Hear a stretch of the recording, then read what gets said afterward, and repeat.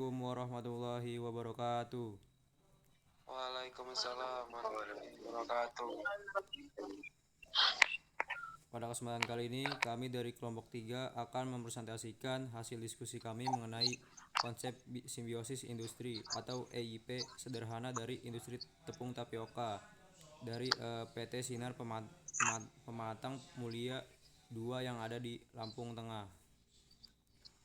Sebelum masuk ke isi dari presentasi kami, izinkan kami perkenalkan terlebih dahulu.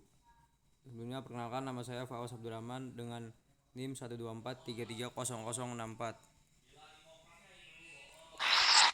Nama saya Korul Ramadan dengan NIM 121330076. Perkenalkan, nama saya Muhammad Arif Rawan dengan NIM 124330001. Sebelumnya perkenalkan, nama saya Marcelina dengan NIM 12434. Sebelumnya perkenalkan, nama saya Zaki Zakaria dengan NIM 124330101. Perkenalkan, nama saya Zolandriano dengan NIM 124330014. Oke, di sini untuk poin yang akan kita presentasikan, yang pertama itu ada identifikasi produk utama dan limbah produk samping utama. Lalu yang kedua ada aliran limbah dari ampas, air limbah, dan fine starch. Lalu yang ketiga ada rancangan simbolis dari ampas, air limbah, dan fine starch juga. Lalu yang keempat ada prinsip, yaitu bagaimana rancangan ini memenuhi prinsip-prinsip ekologi industri EIP. Lalu yang ke-5, rekomendasi implementasi, yaitu kerjasama industri lokal, jaminan mutu dan keamanan, dan skema ekonomi. Lalu yang terakhir ada kesimpulan. Oke, langsung saja. Untuk produk utama yaitu adalah tepung tapioka, produk retail dan komoditas ekspor. Limbah atau produk samping utamanya adalah, yang pertama adalah ampas, yang kedua ada air limbah, yang ketiga ada fine starch. Selanjutnya akan dibacakan oleh teman saya. Di sini ada aliran limbah, yaitu ampas atau pot singkong padat industri, pakan ternak, yaitu pabrik pelet atau penyedia makan sapi atau ayam. Setelah pengeringan atau fermentasi, ampas dapat dicampur ke ransum ternak atau diproses menjadi atau biodigester. Ampas sebagai CO substrat untuk digeser anaerob menghasilkan biogas atau metana. Industri pupuk atau kompos, pengomposan ampas menjadi bahan organik atau pupuk organik untuk pertanian lokal. Yang kedua ada air limbah, yaitu pembangkit energi terintegrasi efluent dapat diproses dalam anaerobic lagon atau digester untuk menghasilkan biogas yang bisa dipakai untuk boiler, dryer, atau listrik. Industri bioetanol atau fermentasi, air limbah kaya gula atau starch bisa dirawat dan dimanfaatkan sebagai feedstock untuk fermentasi etanol atau bahan kimia. Yang ketiga ada fine starch atau rejects atau impurity industri makanan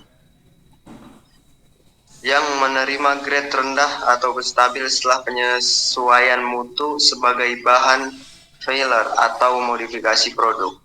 Industri bahan baku bioplastik atau adhesive fraksi pasti bisa dipakai sebagai bahan baku untuk perekat berbahan pati. Selanjutnya akan dibacakan oleh Onda. Baik, di sini saya akan menjelaskan tentang rancangan simbolis, yang dimana itu ada raw dari air limbah yang menjadi unit biogas yang menghasilkan biogas yang disalurkan kembali ke STM2. Untuk pengeringan atau boilernya itu sudah ada lagon biogas di STM2 menurut liputan. Dan yang kedua itu ampas menjadi pabrik pakan atau kompos penutup loop, dan agri-food waste menjadi pakan atau pupuk untuk petani pengirim singkong yang mendukung ketahanan pasokan bahan baku. Nah, yang terakhir itu ada five starch atau impurities menjadi industri makanan atau bioplastik. Yang dimana bioplastik ini menambah nilai ekonomi fraksi yang sebelumnya dianggap reject. Dan selanjutnya akan dijelaskan oleh teman kami.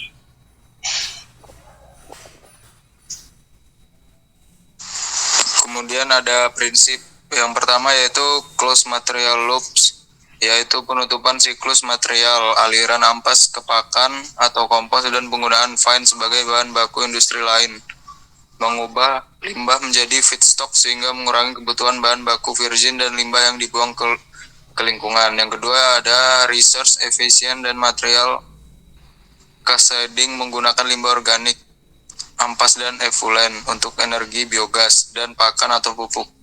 Memaksimalkan nilai energi dan material dari singkong sebelum akhir siklus. Energi yang dihasilkan kembali untuk menggerakkan dryer atau boiler pabrik dan juga menurunkan penggunaan bahan bakar fosil. Kemudian yang ketiga ada industrial symbiosis, yaitu pertukaran antar industri. Rancangan menyarankan simpul eksternal, pabrik pakan, industri bioplastik, komposter, yang saling bertukar aliran material atau energi. Yang keempat ada localization dan transport minimization, memprioritaskan pemanfaatan oleh industri lokal, yaitu pakan ternak dan petani untuk mengurangi jejak transport dan emisi serta memperkuat ekonomi lokal. Yang kelima yaitu pengurangan beban lingkungan dan control of pollution, pengolahan air limbah anaerobik dan juga pengolahan lanjutan mengurangi COD atau BOD yang dibuang. Pengomposan dan pemanfaatan solids mengurangi tumpukan limbah organik yang menimbulkan bau atau serangga. Selanjutnya Kemudian dibacakan oleh teman saya. Kemudian ada rekomendasi implementasi. Yang pertama, kerjasama industri lokal, yaitu MOU dengan pabrik pakan, pengepul ampas, perusahaan kompos, dan pabrik bioplastik lokal untuk offtake. Yang kedua, yaitu jaminan mutu dan keamanan. Prosedur detox atau composting untuk ampas, uji residu sianogen sebelum pakan, dan pengolahan air limbah untuk memenuhi ambang baku mutu. Yang ketiga yaitu skema ekonomi, yaitu hitung payback capex, opsi pembiayaan bank atau grant loan, insentif pemerintah daerah untuk energi terbarukan, dan pengurangan emisi. Selanjutnya akan dilanjutkan oleh teman saya. Nah, selanjutnya di sini saya akan menjelaskan tentang kesimpulan yang didapat dari materi tadi.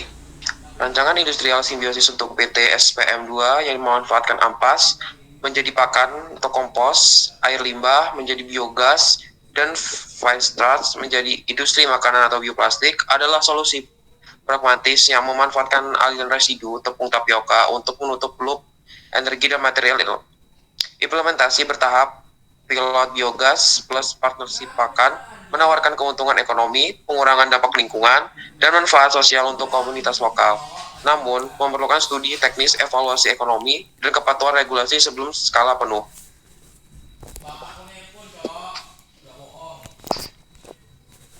Sekian presentasi dari kelompok kami, kelompok 3. Jika ada yang mau ditanyakan, bisa ditanyakan langsung di kolom komentar di video YouTube. Mungkin itu saja dari kami, kurang lebihnya mohon maaf. Assalamualaikum warahmatullahi wabarakatuh. Waalaikumsalam. Waalaikumsalam warahmatullahi wabarakatuh.